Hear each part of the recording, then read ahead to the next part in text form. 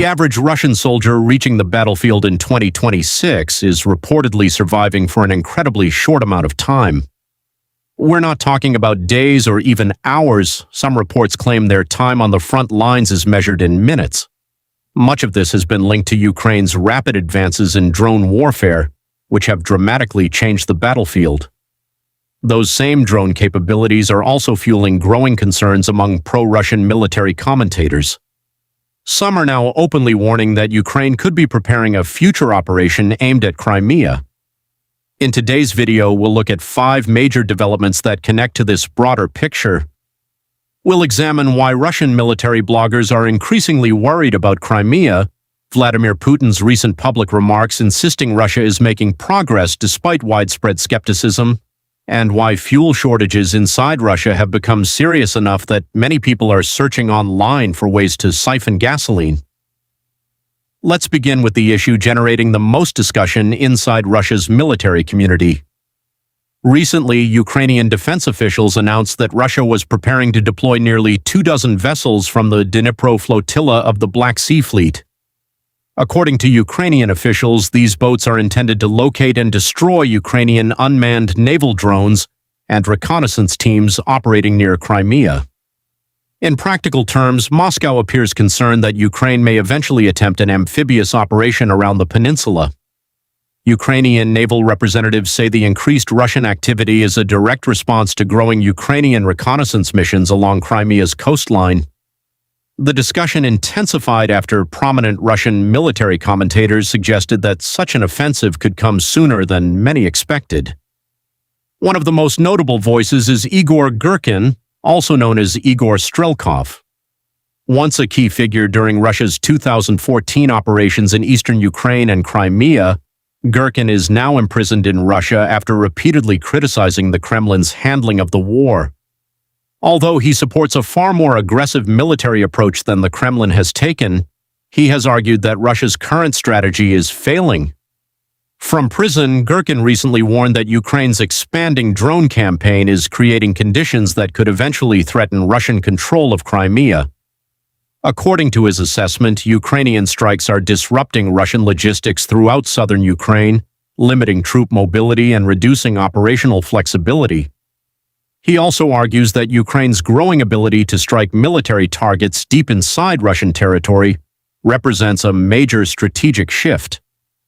Girkin believes Ukraine has achieved significant progress in weakening Russia's air defenses in certain areas, giving Kyiv opportunities that did not exist earlier in the conflict. While he acknowledges this advantage is not universal and could diminish over time, he argues that the coming weeks may provide Ukraine with a limited window to launch a larger offensive, provided it has sufficient manpower and resources. That warning has become one of the most widely discussed topics among Russia's military bloggers. At the same time, there are also reports suggesting Ukrainian forces continue making localized advances in parts of the Zaporizhzhia region.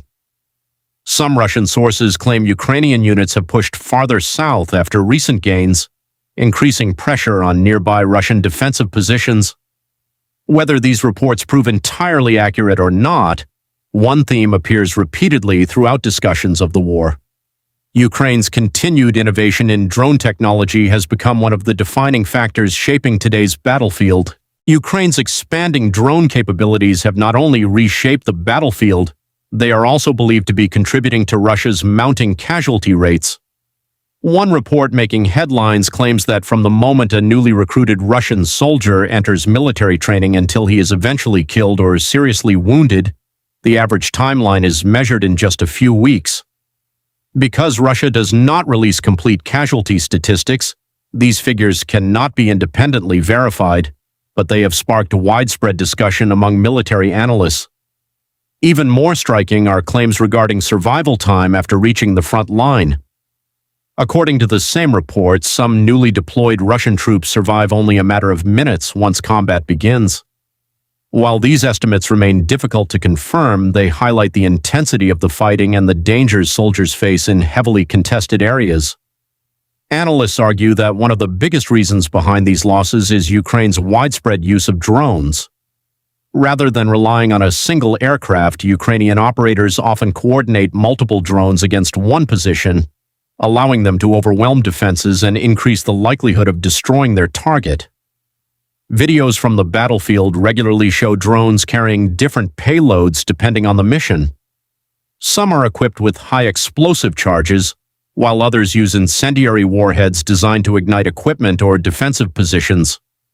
This flexibility has made drones one of the most effective weapons used throughout the conflict. Military experts also point out that drones create new dangers even after they have been disabled. A drone lying on the ground may still contain an armed explosive charge, meaning approaching it without proper precautions can be extremely dangerous. Former military personnel have explained that the safest response is to keep a considerable distance and allow trained explosive disposal specialists to handle the situation. Attempting to inspect or recover a downed drone without proper equipment can expose soldiers to unnecessary risk. Another important lesson repeatedly highlighted by experienced soldiers is the importance of maintaining situational awareness. On today's battlefield, a damaged drone may only be part of a much larger operation. While one drone draws attention, another could be observing the area or preparing to strike anyone who approaches. According to many analysts, this constant aerial surveillance has fundamentally changed modern warfare. Troops can no longer assume they are unobserved, even in areas that appear quiet. Russia's heavy casualty figures have also increased pressure on its recruitment system. Estimates cited by several observers suggest that Russian forces have continued suffering tens of thousands of casualties each month throughout much of the conflict, making it increasingly difficult to replace experienced personnel. To encourage enlistment, authorities have reportedly expanded financial incentives. New recruits in some regions are being offered signing bonuses worth tens of thousands of dollars, along with substantial debt relief programs intended to make military service more attractive. Despite these offers, recruitment remains a challenge. For many potential volunteers, even generous financial rewards may not outweigh the risks associated with frontline combat. As losses continue and drone warfare becomes increasingly dominant, military observers believe the conflict is entering a new phase, one in which technology often plays a greater role than traditional battlefield tactics. As the military situation continues to dominate headlines, another issue has emerged inside Russia: fuel shortages.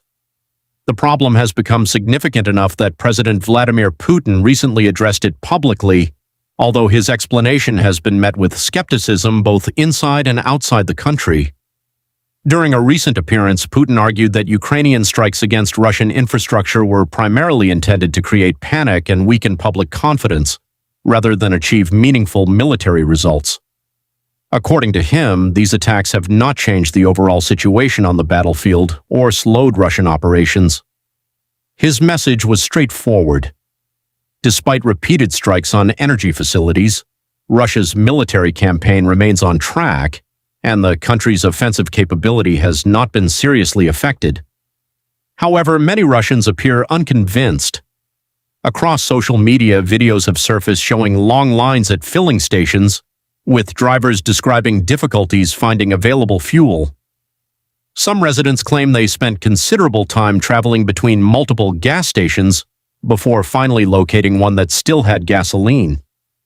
These personal accounts stand in sharp contrast to the government's assurances, leading many commentators to question whether officials are accurately describing conditions on the ground. Even several pro-war Russian bloggers have openly criticized the information reaching the Kremlin. Rather than blaming Putin directly, many argue that advisors and officials are presenting an overly optimistic picture of events. This follows a long-standing tradition in Russian political culture in which the leader is portrayed as receiving inaccurate information from those beneath him. According to this view, failures are blamed on advisors, while successes are credited to the country's leadership. One military blogger expressed frustration by claiming that battlefield reports often exaggerate Russian advances instead of honestly describing the challenges soldiers face. He argued that this creates unrealistic expectations and prevents decision-makers from fully understanding the realities of the conflict. The same commentator also questioned how meaningful territorial gains could be achieved while Russian troops continue facing constant attacks from Ukrainian drones, which monitor troop movements and strike positions with increasing frequency. Beyond the battlefield, concerns have also spread to Russia's fuel supply. Reports from several regions describe shortages of gasoline and diesel, prompting questions about refinery production and fuel distribution. When asked how the government intended to address the issue, Kremlin spokesman Dmitry Peskov confirmed that officials were considering importing petroleum products if necessary. He declined to identify potential supplier countries, saying only that discussions were underway and that any agreements would depend on acceptable pricing. His reluctance to provide additional details may reflect recent events. Only days earlier, a well-known Russian Telegram channel announced that a shipment of fuel was on its way to Crimea to ease shortages. Soon afterward, reports emerged that the shipment had been targeted, leading many Russian military bloggers to criticize the public disclosure of logistical information. As a result, officials now appear far more cautious about discussing future deliveries or revealing transportation routes that could become military targets. Whether these measures will fully resolve the shortages remains uncertain, but the issue has become increasingly difficult to ignore as reports from different parts of Russia continue to circulate online. While government officials work on stabilizing fuel supplies, many ordinary Russians appear to be looking for their own solutions. Recent online search data suggests a sharp increase in searches related to siphoning gasoline from vehicles. According to analysts tracking internet trends, interest in the topic has reached levels not previously seen, reflecting growing public concern over fuel availability in some regions. Videos circulating on social media show people jokingly demonstrating or discussing methods of transferring fuel between vehicles. Although many of these clips are presented humorously, they also highlight the frustration felt by drivers struggling to find gasoline. The contrast between official statements and the experiences shared online has become another source of debate inside Russia. At the same time, the conflict itself continues to evolve. Military analysts increasingly describe drone warfare as one of the defining features of the modern battlefield. Small, relatively inexpensive unmanned systems are now capable of locating targets, directing artillery, disrupting logistics, and carrying out precision strikes that would once have required much larger and more costly equipment. This technological shift has forced both sides to adapt rapidly, but many observers argue that Ukraine has been particularly effective at integrating drones into nearly every aspect of its military operations. Whether discussing battlefield casualties, attacks on infrastructure, pressure on fuel supplies, or growing concerns about Crimea, one theme connects all of these developments. The war is becoming increasingly shaped by technology rather than traditional military doctrine. Meanwhile, debate continues over what comes next. Some analysts believe Ukraine could attempt larger offensive operations if conditions become favorable, while others caution that predicting future military campaigns remains extremely difficult. Much will depend on available resources, logistics, troop strength, and decisions made by commanders on both sides. What is clear is that the conflict continues to change at a rapid pace. New technologies, evolving tactics, and attacks far behind the front lines are influencing both military operations and daily life, making the situation more complex with each passing month. As events continue to unfold, the coming weeks may provide a clearer picture of how these developments affect the overall direction of the war. Until then, every new report, from battlefield activity to fuel supplies and political messaging, offers another piece of an increasingly complicated story. If you found this breakdown helpful, consider subscribing for more in-depth coverage and analysis of the latest developments. Thank you for watching, and I'll see you in the next video.